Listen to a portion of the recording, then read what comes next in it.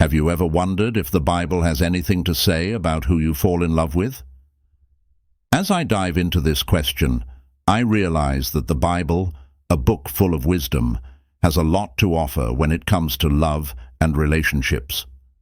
Let's explore some key insights together.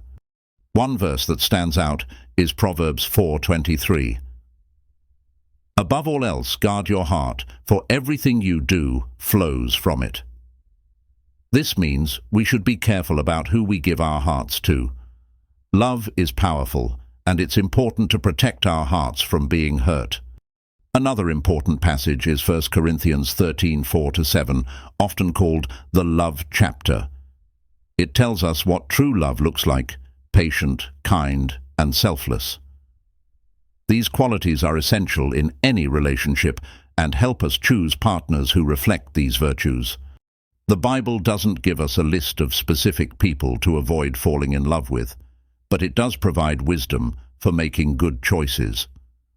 For example, Proverbs 3:5-6 advises, "Trust in the Lord with all your heart, and lean not on your own understanding. In all your ways submit to him, and he will make your paths straight." This reminds us to trust God with our decisions, including who we choose to love. One practical piece of advice comes from 2 Corinthians 6:14, which warns against being unequally yoked with unbelievers. This means we should consider whether our values and beliefs align with those of our potential partners. It's not about excluding people, but about ensuring we share important life goals and principles. So, while the Bible doesn't specifically warn us about individual people, it offers principles for healthy relationships. It teaches us to guard our hearts, seek wisdom, and trust in God's guidance.